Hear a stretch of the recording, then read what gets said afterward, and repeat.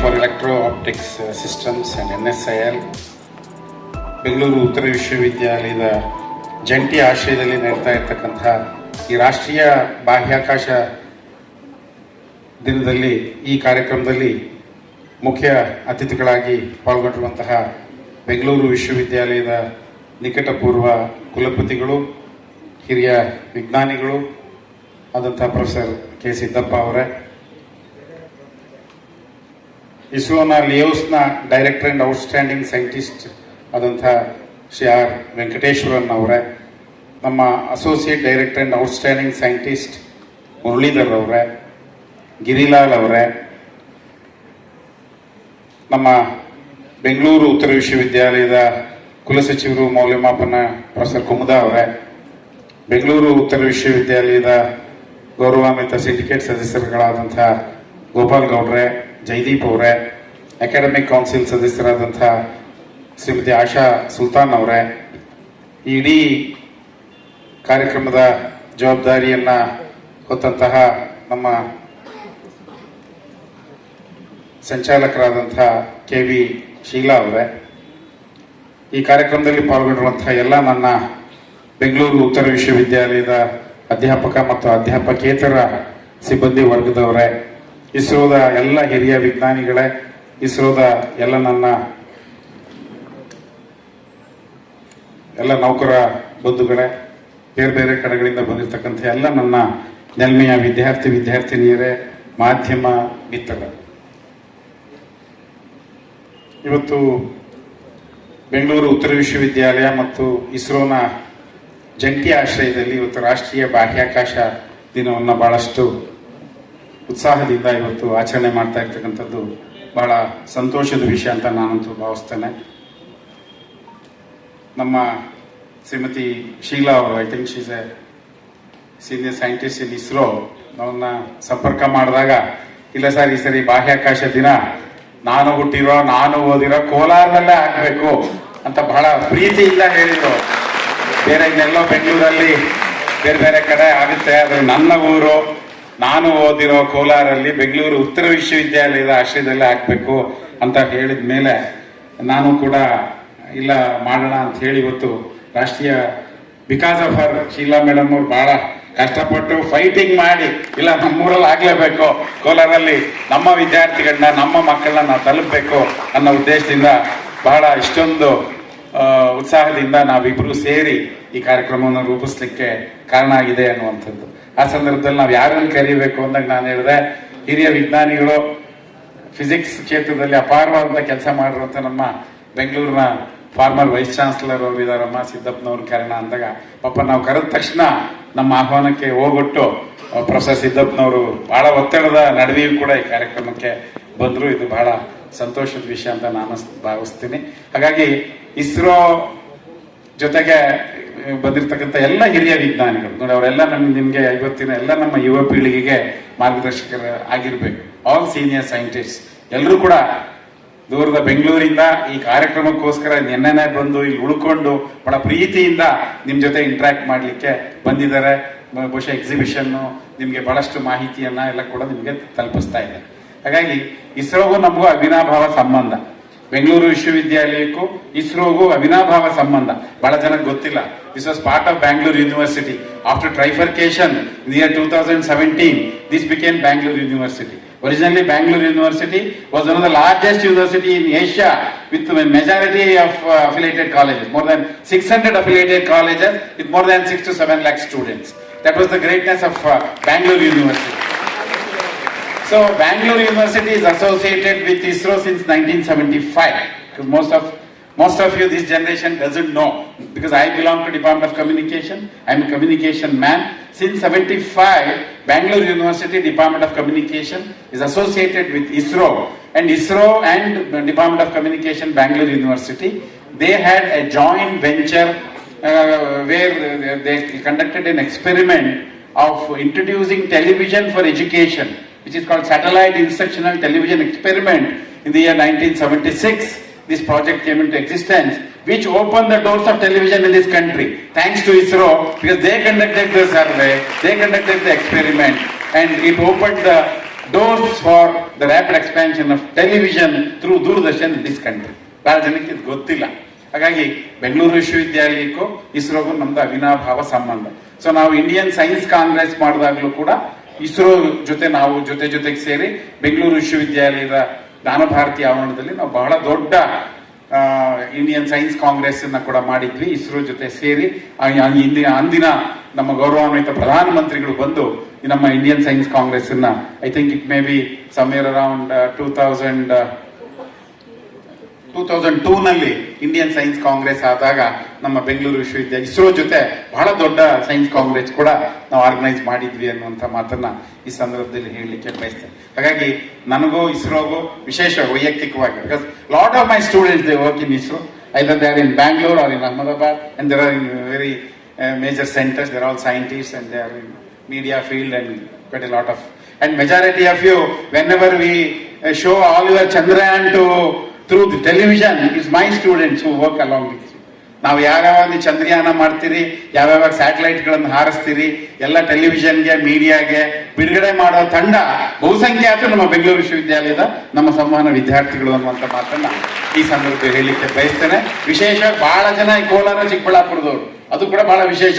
ಅಲ್ಲಿರ್ತಕ್ಕಂಥ ವಿದ್ಯಾರ್ಥಿಗಳು ಈ ಭಾಗದಿಂದ ಬಂದಿರತಕ್ಕಂಥವ್ರು ಅನ್ನುವಂಥದ್ದು ಬಹಳ ಸಂತೋಷದ ವಿಷಯ. ಹಾಗಾಗಿ ನಾನು ಇಸ್ರೋ ಬಗ್ಗೆ ಬಹಳ ಜನಕ್ಕೆ ನಿಮಗೆ ಸ್ಪಷ್ಟವಾದ ಕಲ್ಪನೆ ಇಲ್ಲ. ಇವತ್ತಿನ ಯಂಗರ್ ಜನರೇಷನ್, ನಿಮ್ಗೆ ಇವತ್ತಿನ ತಂತ್ರಜ್ಞಾನದ ಭರಾಟೆ, ಇವತ್ತು ನಿಮ್ ಜೇಬಲ್ಲೆಲ್ಲ ಮೊಬೈಲ್ ಇದ್ರೆ, ಇಷ್ಟು ಮಟ್ಟಿಗೆ ನೀವು ಇಂಟರ್ನೆಟ್ ಸೌಲಭ್ಯ ನಿಮ್ಗಿದ್ರೆ, ಇಷ್ಟು ಟೆಲಿವಿಷನ್ 2,500ಕ್ಕೂ ಹೆಚ್ಚು ಟೆಲಿವಿಷನ್ ವಾಹಿನಿಗಳನ್ನ ನೀವು ಬರೀ ಒಂದು ಪ್ರೆಸ್ ಆಫ್ ಎ ಬಟನ್ ನೋಡುವಂತ ಶಕ್ತಿ ಬರ್ಲಿಕ್ಕೆ ಮೂಲ ಕಾರಣನೇ ನಮ್ಮ ಸ್ಪೇಸ್ ಡಿಪಾರ್ಟ್ಮೆಂಟ್ ಥ್ರೂ ಇಸ್ರೋ. ಅದನ್ನ ಯಾವತ್ತೂ ಮರಿಬಾರ್ದು. ಈ ತಂತ್ರಜ್ಞಾನದ ಭರಾಟೆಯಲ್ಲಿ, ತಂತ್ರಜ್ಞಾನದ ಬೆಳವಣಿಗೆಯಲ್ಲಿ ನಾವು ಬಹುಶಃ 1975ರಲ್ಲಿ ಬಹುಶಃ ಆರ್ಯಭಟವನ್ನ ಲಾಂಚ್ ಮಾಡಿದ್ದು ಫಸ್ಟ್ ಇಸ್ರೋ. ಆರ್ಯಭಟ ಸ್ಯಾಟಲೈಟ್ ಉಪಗ್ರಹ ಭಾರತ 75ಕ್ಕಿಂತ ಮುಂಚೆ ನೀವು ಟೆಲಿಫೋನ್ ಗುಲ್ಬರ್ಗಾದರ ಜೊತೆ ಯಾರ್ಯಾರ ಮಾತಾಡ್ಬೇಕು ಅಂದ್ರೆ ಅಲ್ಲೆಲ್ಲರೂ ಮಳೆ ಬಂದು ಲೈವ್ ಬಿದ್ದು ಹೋದ್ರೆ ಕನೆಕ್ಷನ್ನೇ ಇಲ್ಲ. ನಮ್ಮ ಕಾಲದಲ್ಲಿ ನಾವು ಪಟ್ಟ ಕಷ್ಟ ಬಹಳ ಕಷ್ಟದ ದಿನಗಳವ. ತಂತ್ರಜ್ಞಾನ ಇರ್ಲಿಲ್ಲ, ಬಟನ್ ಒತ್ತಂಗಿರ್ಲಿಲ್ಲ, ಟೆಲಿಫೋನ್ ಎಕ್ಸ್ಚೇಂಜ್ ಕೇಳಿ ನಂಬರ್ ತಗೋಬೇಕು, ಎಲ್ಲ ಮ್ಯಾನ್ಯುಯಲ್ ಆಗಿ ಆಗ್ತಾ ಇತ್ತು. ಆದ್ರೆ ಈ ಸ್ಯಾಟಲೈಟ್ ಕಮ್ಯುನಿಕೇಶನ್ ಬಂದ ನಂತರ, ಏನ್ ನಮ್ಮಲ್ಲಿ ಉಪಗ್ರಹ ಆರ್ಯಭಟ ಉಡಾವಣೆಯ ನಂತರ ಇಡೀ ಭಾರತದ ಇತಿಹಾಸ ವಿಜ್ಞಾನ ಮತ್ತು ತಂತ್ರಜ್ಞಾನ ಕ್ಷೇತ್ರದಲ್ಲಿ ತಮ್ಮ ಇಡೀ ಬದಲಾವಣೆಯನ್ನ ಕಾಣಲಿಕ್ಕೆ ಸಾಧ್ಯ ಆಯಿತು. ಹಾಗಾಗಿ ಆ ಉಪಗ್ರಹವನ್ನ ಇವತ್ತು ಕಕ್ಷೆಗೆ ಬಿಟ್ಟಂತಹ ಕೊಡುಗೆ ಕೊಟ್ಟಿದ್ದು ಇಸ್ರೋ. ಅಲ್ಲಿ ವಿಜ್ಞಾನಿಗಳು ಹಗಲು ರಾತ್ರಿ ದುಡಿದು ಇವತ್ತು ನಮ್ಮ ಇಡೀ ಭಾರತದ ಸಂವಹನ ವ್ಯವಸ್ಥೆ, ಭಾರತದ ತಂತ್ರಜ್ಞಾನ ವ್ಯವಸ್ಥೆಯನ್ನ ಹೊಸದಾಗಿ ನಿರ್ಮಿಸಿದಂತ ಕೀರ್ತಿ ಇಸ್ರೋಗೆ ಸಲ್ತದೆ. ಯಾವಾಗ ನಮ್ಮ ಉಪಗ್ರಹಗಳು ಹೋದ್ವು, ನಮಗೆ ಟೆಲಿಫೋನ್ಗಳು ಬಟನ್ ಪ್ರೆಸ್ ಅಲ್ಲಿ ಮೆಸೇಜ್ಗಳು ಹೋಗಕ್ಕೆ ಶುರು ಆಯ್ತು, ನಿಮ್ಮ ಇಂಟರ್ನೆಟ್ ಬಂತು, ನಿಮ್ಮ ಮೊಬೈಲ್ ಬಂತು, ಟೆಲಿವಿಷನ್ ಬಂತು. ನಮ್ಮ ಕಾಲದಲ್ಲಿ ಟೆಲಿವಿಷನ್, ಆಕಾಶವಾಣಿ ಪ್ರಸಾರದಲ್ಲೂ ಕೂಡ ಸ್ಯಾಟಲೈಟ್ ಇರಲಿಲ್ಲ. ಸ್ಯಾಟಲೈಟ್ ಬಂದ ಮೇಲೆ ಇಡೀ ಜಗತ್ತಿನಾದ್ಯಂತ ನಮ್ಮ ವಾಹಿನಿಗಳನ್ನ ಕೇಳ್ತಕ್ಕಂಥ ಶಕ್ತಿ ಬಂತು. ಹಾಗಾಗಿ ಬಹಳಷ್ಟು ಜನಕ್ಕೆ ಏನ್ ನಾವು ಇವತ್ತು ನ್ಯಾಷನಲ್ ಸ್ಪೇಸ್ ಡೇ ಮಾಡ್ತಾ ಇದೀವಿ, ರಾಷ್ಟ್ರೀಯ ಬಾಹ್ಯಾಕಾಶ ದಿನ, ಈ ಕ್ಷೇತ್ರದ ಕೊಡುಗೆಯನ್ನ ಬಹಳಷ್ಟು ಸಂದರ್ಭದಲ್ಲಿ ಬಹಳ ಜನ ನಮಗೆ ಗೊತ್ತಿಲ್ಲ. ಹಾಗಾಗಿ ಅನೇಕ ಉಪಗ್ರಹಗಳನ್ನ ಇಸ್ರೋ ಹಾರಿಸಿದೆ. ವಿಶೇಷವಾಗಿ ಐತಿಹಾಸಿಕ ಅಂದ್ರೆ ಚಂದ್ರಯಾನ, ಇಡೀ ಜಗತ್ತಲ್ಲೇ ಅಪೂರ್ವವಾದಂತಹ ದೊಡ್ಡ ಸಾಧನೆ ಇಸ್ರೋ ಮಾಡಿದ್ದು ಬಹುಶಃ ಚಂದ್ರಯಾನದಲ್ಲಿ ಹೋಗಿ ನಮ್ಮ ವಿಜ್ಞಾನಿಗಳು ಚಂದ್ರನನ್ನ ಅಲ್ಲಿ ನಿಂತು ಚಂದ್ರನ ಬಗ್ಗೆ ಎಲ್ಲ ಸಂಶೋಧನೆ ಮಾಡಿದಂತ ಕೀರ್ತಿ ಇಸ್ರೋಗೆ ಸಲ್ತದೆ. ಎಲ್ಲರೂ ಕೂಡ ನಾವು ಈ ಸಂದರ್ಭದಲ್ಲಿ ಅವರಿಗೆ ಅಭಿನಂದನೆಗಳನ್ನ ಸಲ್ಲಿಸಲಿಕ್ಕೆ ನಾನು ಬಯಸ್ತೇನೆ. ಹಾಗಾಗಿ ನಮ್ಮ ಆತಂಕ ಏನಪ್ಪಾ ಅಂತ ಹೇಳಿದ್ರೆ, ಈ ಸ್ಪೇಸ್ ಡೇ, ಇವತ್ತು ರಾಷ್ಟ್ರೀಯ ಬಾಹ್ಯಾಕಾಶ ದಿನ, ಅದು ಕೇವಲ ಒಂದು ಉಪಗ್ರಹ ಬರೀ ಕಕ್ಷೆಯಲ್ಲಿರ್ತದೆ, ಬರೀ ನಮಗೆ ಕಮ್ಯುನಿಕೇಶನ್ಗೆ ಆಗಿದೆ ಅನ್ನುವಂಥದ್ದಲ್ಲ. ಅದು ಇಡೀ ಭಾರತದ ಬೆಳವಣಿಗೆಗೆ, ಅದು ಕೃಷಿ ಕ್ಷೇತ್ರ ಆಗಲಿ, ಕೈಗಾರಿಕಾ ಕ್ಷೇತ್ರ ಆಗಲಿ, ನೀರಾವರಿ ಕ್ಷೇತ್ರ ಆಗಲಿ, ಆರೋಗ್ಯ ಕ್ಷೇತ್ರ ಆಗಲಿ, ಬೇರೆ ಬೇರೆ ಕ್ಷೇತ್ರಗಳ ಬೆಳವಣಿಗೆಗೆ ಸಂವಹನ ಕ್ರಿಯೆಯನ್ನ ಹೆಚ್ಚು ಹೆಚ್ಚು ಮಾಡುವ ಮೂಲಕ ಇವತ್ತು ಇಡೀ ನಮ್ಮ ಕಾಲದಲ್ಲಿ ಹೇಗಿತ್ತು ಅಂದ್ರೆ ಅಮೆರಿಕಾದಲ್ಲಿ ಏನಾಗ್ತಿತ್ತು ನಮಗೆ ಗೊತ್ತಾಗ್ತಿಲ್ಲ. ನೀವು ಸ್ಯಾಟಲೈಟ್ ಮಾಡೋವರೆಗೂ in fraction of a second I am in a position to look in to the other parts of the globe. ನಮ್ಮ ಕಾಲದಲ್ಲಿ ಡೆಲ್ಲಿಲಿ ಏನಾಗ್ತಿದೆ ಅಂದ್ರೆ 15 ದಿವಸ ಬೇಕಾದಂತ ಕಾಲ ಇತ್ತು. ಹಾಗಾಗಿ ಇವತ್ತಿನ ಈ ತಂತ್ರಜ್ಞಾನ ಇಷ್ಟೊಂದು ಬೆಳವಣಿಗೆಗೆ ಇಡೀ ಚಂದ್ರಯಾನದ ಒಂದು ದೊಡ್ಡ ಪ್ರಯೋಗದಲ್ಲಿ ನಾವು ಭಾರತೀಯರು ಯಶಸ್ವಿಯಾಗಿದ್ದೀವಿ ಎನ್ನುವಂಥದ್ದು ಅಂತಾರಾಷ್ಟ್ರೀಯ ಮಟ್ಟದಲ್ಲಿ ಇದು ದೊಡ್ಡ ಐತಿಹಾಸಿಕ ವಿಷಯ ಅನ್ನುವಂಥ ಮಾತನ್ನ ಈ ಸಂದರ್ಭದಲ್ಲಿ ನಾನು ಹೇಳಲಿಕ್ಕೆ ಬಯಸ್ತೇನೆ. ಬಹುಶಃ ಇಂಥ ರಾಷ್ಟ್ರೀಯ ಬಾಹ್ಯಾಕಾಶದ ದಿನದ ಸಂದರ್ಭದಲ್ಲಿ ನನಗೆ ಕಾಡ್ತಾ ಇರ್ತಕ್ಕಂಥ ಆತಂಕ, ಪ್ರೊಫೆಸರ್ ಸಿದ್ದಪ್ಪನವರು ಹಿರಿಯ ವಿಜ್ಞಾನಿಗಳು, ವಿಜ್ಞಾನ ಕ್ಷೇತ್ರಕ್ಕೆ ಅವ್ರದೇ ಅಂತ ಕೊಡುಗೆಯನ್ನ ಕೊಟ್ಟಿದ್ದಾರೆ, ಇಲ್ಲಿ ಅನೇಕ ವಿಜ್ಞಾನಿಗಳಿದ್ದಾರೆ. ಅದು ನನ್ನ ಆತಂಕ ಏನಪ್ಪಾ ಅಂದ್ರೆ ಇವತ್ತು ವಿಜ್ಞಾನವನ್ನ ಅಧ್ಯಯನ ಮಾಡ್ತಾ ಇರತಕ್ಕಂಥ ವಿದ್ಯಾರ್ಥಿಗಳ ಸಂಖ್ಯೆ ಕಮ್ಮಿ ಆಗ್ತಿದೆ.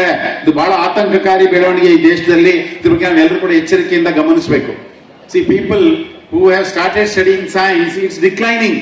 ಬಹಳಷ್ಟು ಸಂದರ್ಭದಲ್ಲಿ ನಮ್ಮ ವಿಶ್ವವಿದ್ಯಾಲಯಗಳಲ್ಲಿ BSc ಬೇಕೋ, MSc ಬೇಕೋ, PhD ಬೇಕೋ.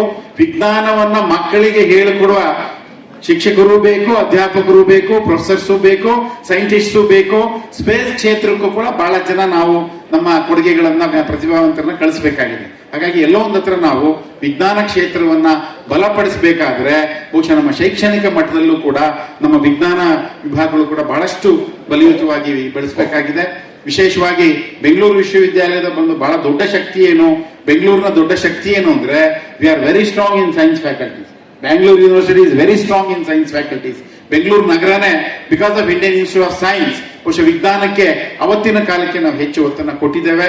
ಆದ್ರೆ ಇವತ್ತಿನ ಬೆಳವಣಿಗೆಯಲ್ಲಿ ವಿಶೇಷವಾಗಿ ನನ್ನ ಎಲ್ಲ ವಿದ್ಯಾರ್ಥಿ ಮಿತ್ರರು ವಿಶೇಷವಾಗಿ ವಿಜ್ಞಾನವನ್ನು ಅಧ್ಯಯನ ಮಾಡತಕ್ಕಂತಹ ನಿಟ್ಟಿನಲ್ಲಿ ಹೆಚ್ಚು ಹೆಚ್ಚು ನಾವು ಗಮನ ಹರಿಸಬೇಕಾಗಿದೆ.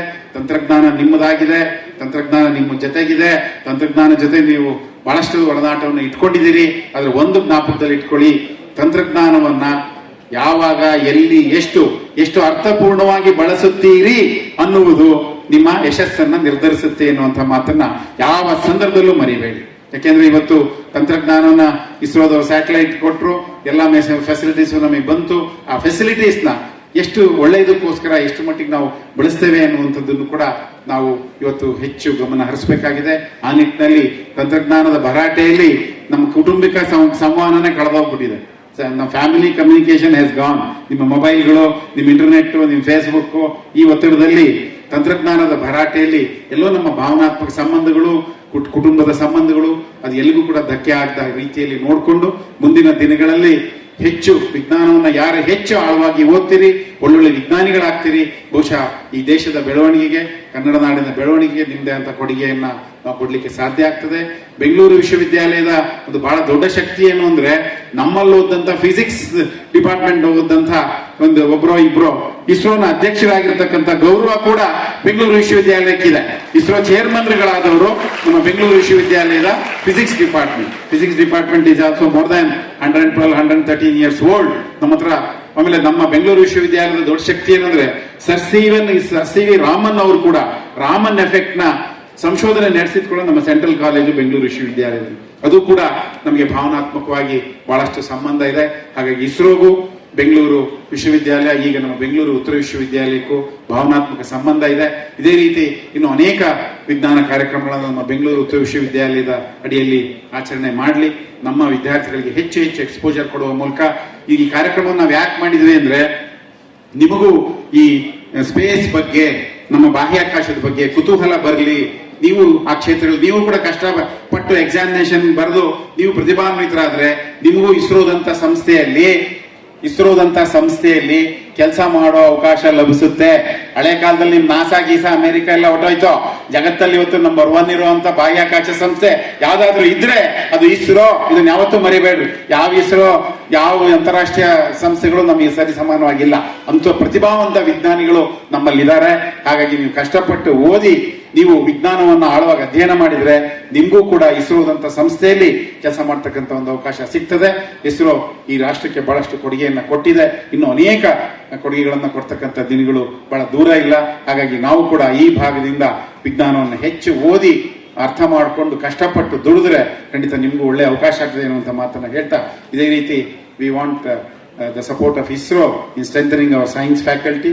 We are prepared to organize a lot of programs regarding research or academic program or conferences along with ISRO, because it's a prestige to have a program with ISRO. ಯಾವುದೇ ಒಂದು ವಿಶ್ವವಿದ್ಯಾಲಯಕ್ಕೆ ಇಸ್ರೋ ಜೊತೆ ಒಂದು ಕಾರ್ಯಕ್ರಮ ಮಾಡ್ತಕ್ಕಂಥದ್ದು ಅದೊಂದು ಬಹಳ ಗೌರವಾನ್ವಿತ ವಿಷಯ ಅಂತ ನಾನು ಭಾವಿಸಿದ್ದೇನೆ. Because I have a lot of respect towards the scientists of ISRO and we should be very grateful to the whole team for organising this, for coming to Kolar and organising this under Bangalore north university. ಮತ್ತೆ ಇನ್ನೊಮ್ಮೆ ನಿಮಗೆ ಶುಭ ಕೋರ್ತಾ ಇನ್ನೂ ಅನೇಕ ಹಿರಿಯರು ಮಾತನಾಡ್ತಕ್ಕಂಥವ್ರು ಇದ್ದೀವಿ.